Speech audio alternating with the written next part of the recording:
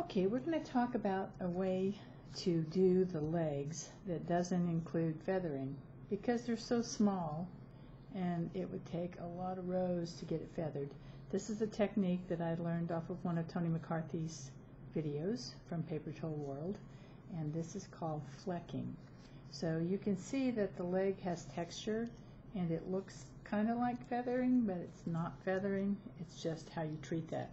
So if you are not sure about your feathering, or you would like to try something for the alternative for the chest section, I've just cut out the three pieces kind of together. There's a corner of this one missing, but it'll be okay for demonstration purposes.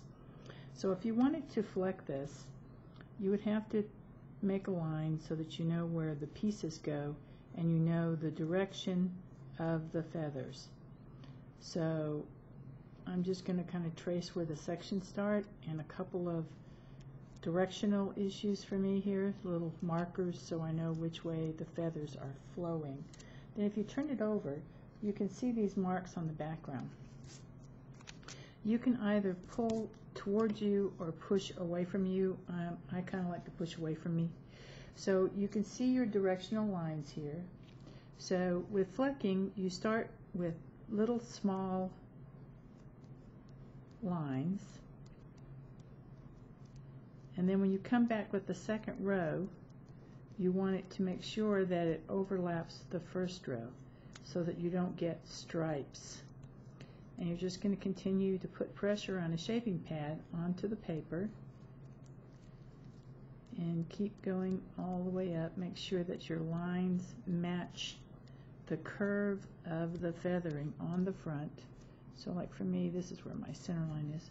Okay, so we're just going to keep doing this until we get to where this piece of the chest ends.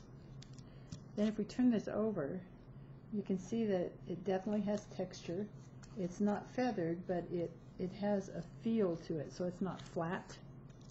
Then you can come back and retrace where the second piece starts, and then you can curve that one. So now we've got a chest piece here, and then if you want, you can go back and highlight. Just be careful that you do not push through the paper. These are little short lines. Okay, so now you can see that it has a dimension to it. It isn't feathered, but it's not flat. And then you could continue to do this here.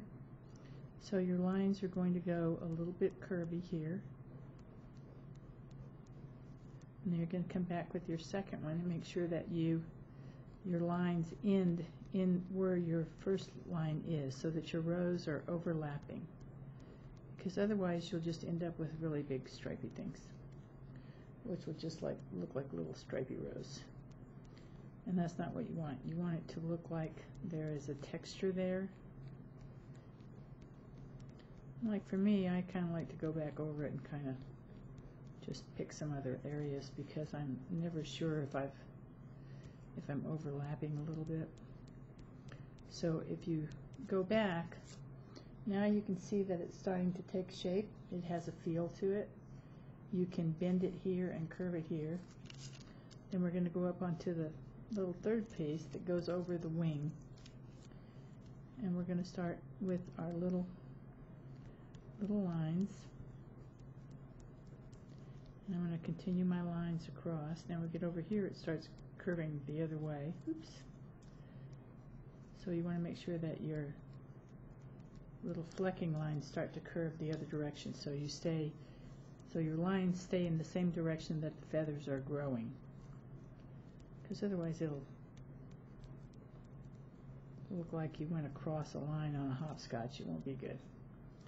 So here we're still pretty much centered, and then as we go across, these lines start to curve in the other direction. So your little flecking lines are going to start to curve out. And you're going to keep doing that until you get the whole section covered with little lines. So then when you turn this over, you can see that it has texture. It's not feathered, but it does have a texture. Now, once you do this, you can't shape this anymore. You can shape it with your hands, but you can't use a shaping tool on it. So for the sections that are the chest area, you can bend them around your fingers and then bend them back, and then when you go to put this on your bird, even though it's not feathered, it will have a shape and a texture.